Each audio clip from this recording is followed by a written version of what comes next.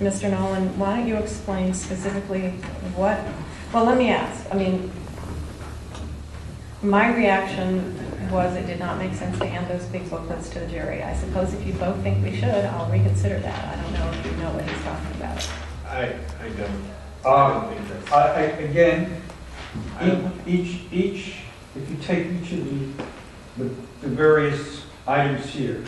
Okay, you need to point me to specific, hold on. The big books that you were holding up, if there's a particular page in there. Well, I need to look at them, all right? And I don't have any of the exhibits. I don't have copies of anything that you have. Remember, they're all, right? So just saying, look here doesn't help. I need you to tell me what pages in those books you would like to go to the jury.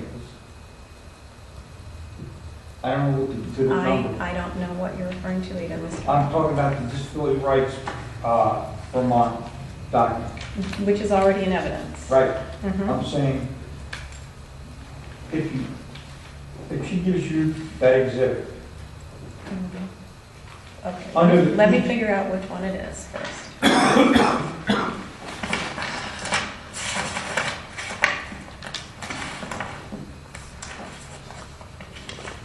Too much paper here.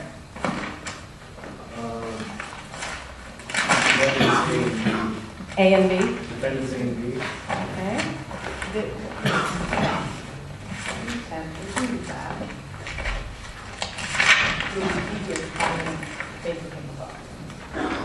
Okay, so A is the report involving the pavilion building, B is the one about Barry District Court and State Office Building. Which one are you? In both cases, Mm-hmm. as you go through it, for example, on the number of page 4, where it starts out building entrance, and this is for the survey to the Barry Courthouse. Okay, wait, I'm looking at the wrong one, hold on. Okay, building entrance, yes. Right below it, it says ADA standard 404. Do you have a copy of that standard for me to give to the jury, if that's In what the you're book. asking? You need to give me a copy of exactly what it is you are suggesting, so Mr. Groff can respond. Well, while she's looking there, Judge, may I make a broader objection? You may. I think there is evidence, and I think it's undisputed, that those standards aren't the applicable standards. Those are the 2010 standards. and even if it was... Hold on. Let him finish, please. I think there was, the evidence was that the standards apply to the 1991 standards. That was an admission by Mr. Sharon, that was testimony of Mr. Ray. So I don't think, frankly, it's helpful to the jury to have a copy of the 2010 regulations. Are Well, those the 2000? I only have the 2010. Okay, you actually are just his assistant, not his lawyer, so he needs to do the talking. As Mr. Groff was stating, I only have these two books. The actual ADA regulations in total, which is under, what is it, 28 CFR? I forgot what ADA. I believe it is. And then I have the 2010 standard, Okay, but I don't have the 2007. okay. Do you dispute what Mr. Groff is saying, that the only evidence we've heard is essentially that the 2010 standards did not apply in 2007? I disagree. I say that, And so point me to something that shows that they did. again, I don't have the legal court decisions, but the various research that I've been able to do because of my library issues say that the exceptions specifically relate to these kinds of things as opposed to, say, a bathroom facility that basically might say the toilet seat is supposed to be 19, I think it's 19 inches above the ground. The other one says something like 17. Okay, Your Honor, yes, may I respond? yes. Federal regulations specifically say which standards apply. And which, 28 CFR 35.151C, which I have in front of me. 1 and 2, specifically says that if physical construction or alterations commenced after July 26, 1992, but prior to September 15th. Hold on one second. Where are you reading? What section? I think I may be looking. C1. A. Could you say that again? Sure. The full I'm size hearing something. Yeah, okay, now I have it. C1. 28 CFR, section 35.151, C1. Yes, I have that in front of me. And I won't read it verbatim, but it says if it was between 1992 and September. Wait. Mr. Nolen, please let him finish. Go ahead. September 15th, 2010. When a new construction or alteration subject to this section must comply with either UFAS, which is the regulations, or the 1991 standards. But it also says modified, and there's testimony in Hold terms of on, modification. what says modified? It You doesn't, just read it. alterations. Alterations is a modification. Right, the modification was completed in 2007, which is between 1992 and 2010. And so what law are you pointing to that's different? I'm saying that the testimony included that they made alterations, what did he say, a couple of weeks ago, and then that there were other changes that have been continuously made. Okay, but those are not, what's happened 2 weeks ago is not relevant to your claim about what happened to you in the past, which is what this case is about, okay? You're claiming that they were in violation at a prior time. In 2011, continuously, my complaint Okay. basically says that this is a constant, Right. continuous. And the evidence that I recall hearing was that all of the alterations, except what we've just heard has been done recently in response to the new report, were done in 2007 and 2008, maybe all in 2008 actually, which would fit within this regulation, which has a time period of July 1992 to September 15, 2010. So they did all occur in that time period. So this would seem to apply unless you can point me to some Well, I'm contrary saying the law. testimony of this last witness, to my recollection, he stated that when I asked him about, he was talking about federal agencies basically intervening in this thing. Right. And he said, if I remember is correct, it was around 2011 to 2012 that the state finally got around to what he thought was fixing some of the stuff. That constitutes an alteration made after the 2010 regulations took place. The testimony was that the facility renovations took place were noted in 07. Although he did talk about after 9/11 something. I didn't Yeah, quite follow 9/11, that was going to be... Remember he kept saying after 9/11 we did 9/11 something? 2001, they just moved the parking spots. Okay. But that would fall within the time frame as well. But that constitutes a modification. No, that's not before, oh yeah, sorry, that 9/11 is 2001, right. I'm thinking it's 2011, we're getting confused. Right. And as to the recent change in the past few weeks, those types of maintenance issues aren't clear new obligations under the regulations. Unfortunately, I've never heard that before, so I don't have that. I'm not able to cite to that regulation, but the regulation. Okay, but regardless, that's not what this case is about. It's not what happened in the last couple of weeks. So, No, but again, we're talking, the dispute happened in 2011 going back. So if right on the border of 2010 to 2012, say, that basically anything in that particular area, depending upon, and to date I've had a problem, what constitutes a quote-unquote alteration and what constitutes a repair okay. or modification? Maybe you ought to have a definition We have, in okay, your instructions. Mr. Nolen, no. The only thing we've heard about, other than 2007 and 8, that I recall, had to do with things that were just done recently, which are not part of your case. They have happened since you filed the lawsuit. They're not part of your claims. So, I agree with Mr. Groff that the 2010 regulations, et cetera, do not apply. If you can point me to something that applied under the 1992 or 1991 law that is applicable that I can add to my instructions about something specific, I will. Well, But let me just finish. The parking details that are referenced on page 9 are the one specific thing the state asked for, rephrased by me based on reviewing this specific 28 CFR 35.151 in which I found these references. If there are others in there you want me to add, I'm open to that. well, again, it depends on the definition of alteration. If they rip up the road... I don't want to revisit that. I've already ruled. I may be wrong, but I'm saying 2010 does not apply.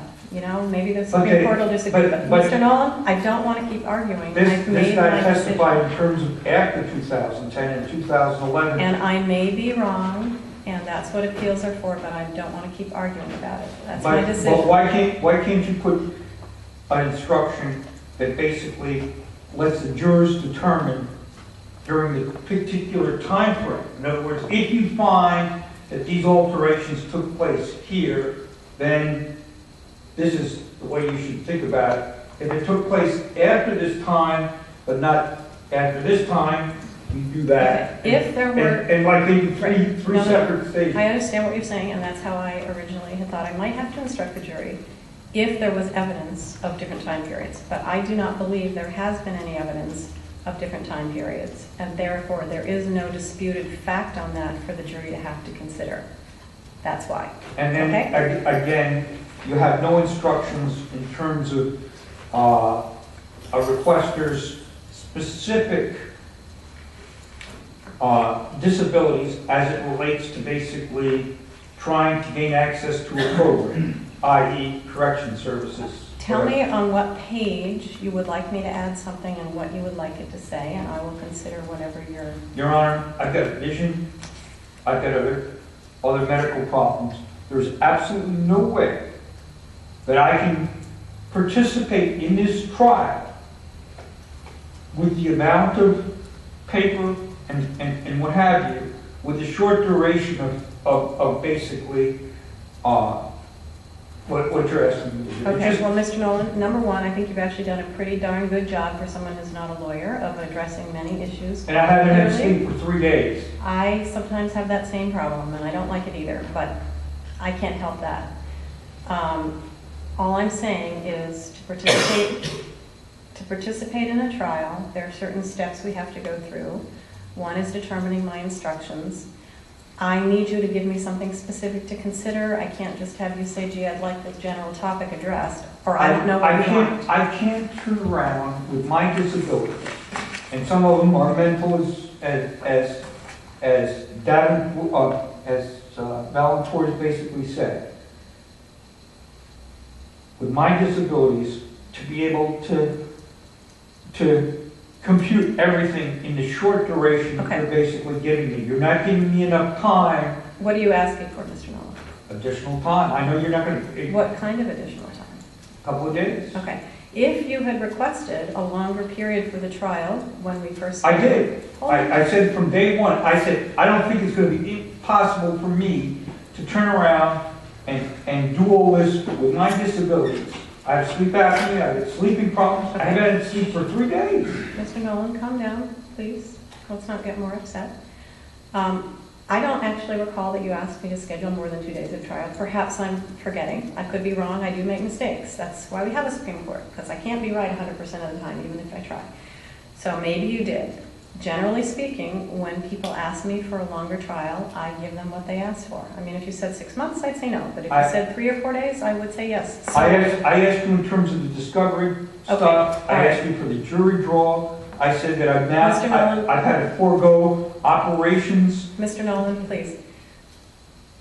If you did ask and I unfairly said no, you may have an appeal issue. Well, why should we wait till this when we could correct the issues right today? Okay, here's why we can't correct it.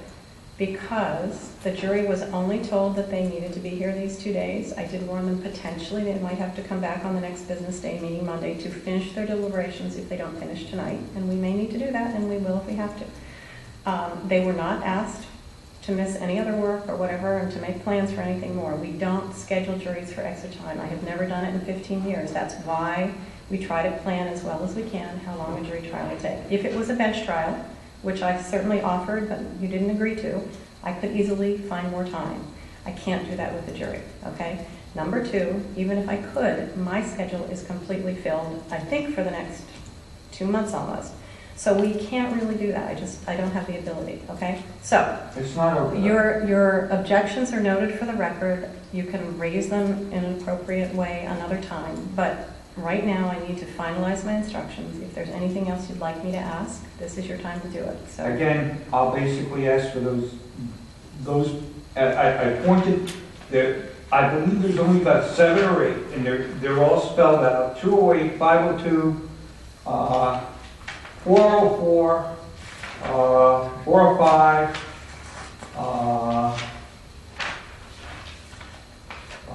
302, 403, that's it.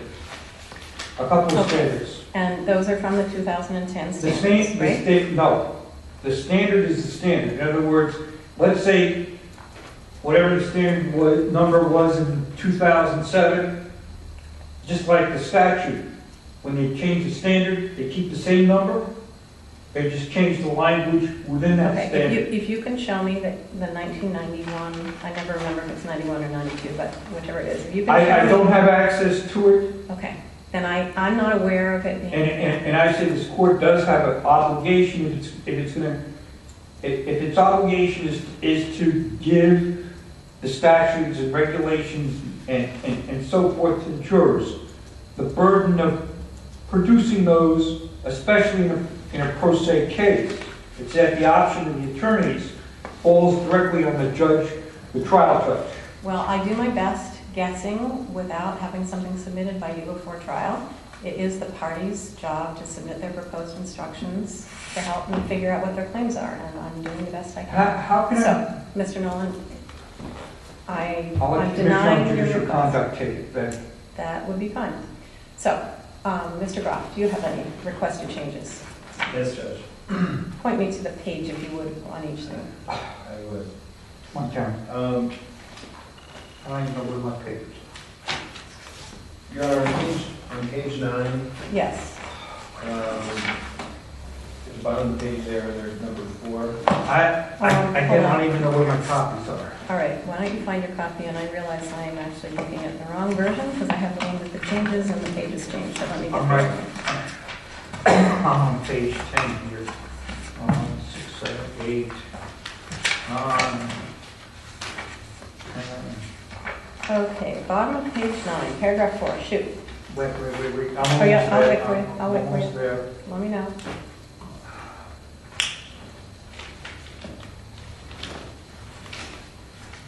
Yeah, but I'm trying to compare the difference between these two. I'm just going to change the bottom 10. Bottom of 9. 9, okay. Go ahead, Mr. Groff. Well, I guess the issue, Your Honor, is the choice of the date of October 2011. Oh, yeah, I was kind of guessing there, so what do you think it should say? Whatever the date the probation period started. I think what makes most sense is if it says that during his supervision. Is that okay with you, Mr. Nolan? During the entire period of supervision. During the period that Mr. Nolan was supervised on probation? Does that sound good? That's Well, they said they stopped supervising me. Or I could just take it out and just say that his probation officer was aware. that's fine. We don't really need a date in there. I wasn't sure if the state was going to be making an issue of different time periods, but if you're not. Okay, that is probation. That okay with you, Mr. Nolan? Yeah. All right. And then, Oh, I got one more thing on Okay. somewhere between 7 and 8, maybe an insertion. Let's let Mr. Groff finish Okay. first, and then I'll come back to you. Go ahead, Mr. Groff. in the damages section, Your Honor. Yes. I think it's still on page 10. Mm-hmm. We would object to the inclusion of deliberate indifference standard. We think that the standard requires a showing of animus, And what are you citing to for that? the Second Circuit case Garcia. I thought that was actually in Garcia. I have that case Did you here. get a copy of it to give to me? It was in I cited the case, Mr. Nolen, in my jury instructions. That's what I. Well, I haven't basically been able to go to the library. Again, here we go. Okay, just hold on a second. It's a long case, so I'm not going to have someone go copy it right now, but I'll let you look at my copy in a minute. Where in that case are you pointing to? Is it page 111 to 112? Oh, sorry, that can't be right. I apologize, Judge. I'm having a hard time putting my hand on the request to charge.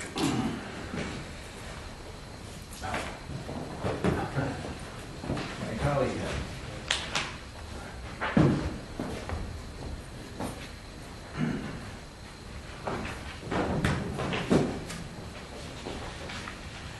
I think you may be right. I think I maybe got that from a different case.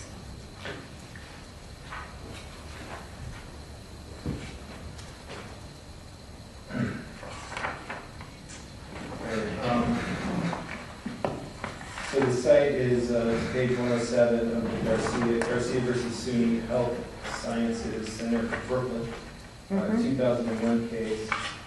In order to obtain money damage, the claimant must show that any proven violation was motivated by discriminatory animus or ill will based on the plaintiff's disability. Trying to find that.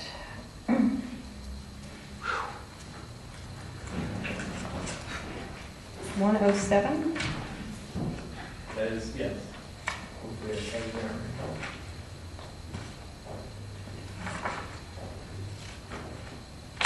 Where the heck is that?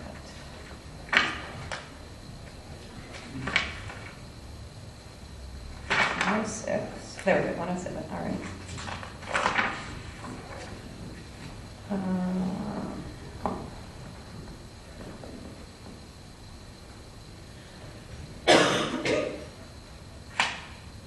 I don't actually see that language.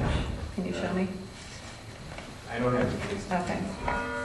I think the discussion really starts later and around this section, maybe it's there somewhere.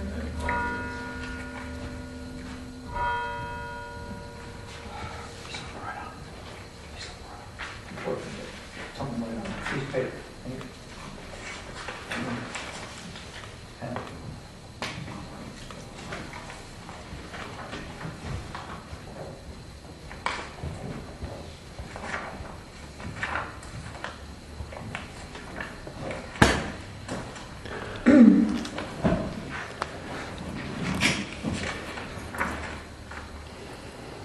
Well, it's not to say that, I don't know if I missed the prior site, but point there in paragraph 32 of the decision,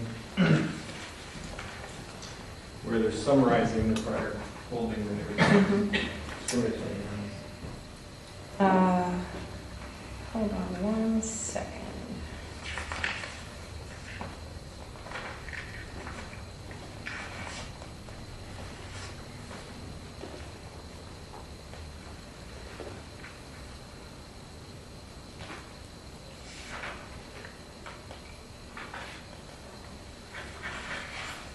Okay, Mr. Nolen, do you have any position on this issue? I object. You object to what? I object to any change in your language with respect to that particular issue. That's what we're talking. We're not on to a new one, right? I don't know. That's right. I'm going to need to think about that because I have to admit, at this point, I'm not sure where that language came from, so I will mull that one over. Candidly, Your Honor, there is a split in the circuits on that issue, but we think the Second Circuit has the better of the. And tell me why. The reason for the limitation is related to sovereign immunity. Right. And we think that in terms of the proportionality of the 14th Amendment, that the waiver of immunity, the Congress's authority to abrogate immunity under the 14th Amendment is tied to being proportional to the violation. And we think the Second Circuit analysis shows that only in cases where there's some ill will or motivation or animus is the conduct fall under the end of the 14th Amendment, whereas conduct less than that does not. Your Honor, Mhm. can I have some place in the record precisely when Mr. Goff cited that particular case when I came into possession of it? Because right now, a review in court would have a very difficult time trying to figure out at what point that I haven't kind of noticed that he was going to. I believe it's cited in his proposed jury instructions. Which he got, in other words, when did he physically give it to? In other words, what I'm Probably the saying, same to get it time I on the got record. it. I think it was yesterday or the day before. Yesterday. I think Your Honor had asked from the morning the trial started, and I believe that's when I gave it. When? Yesterday morning. Yesterday morning. I think it was more or less in the afternoon, if my recollection. No, it was first. It was in the morning, I clarified. Okay. I'm going to mull that question over. I am getting a little tired myself, so I need to give it a little bit of thought. But let's go on. Is there anything else that you want to raise right now?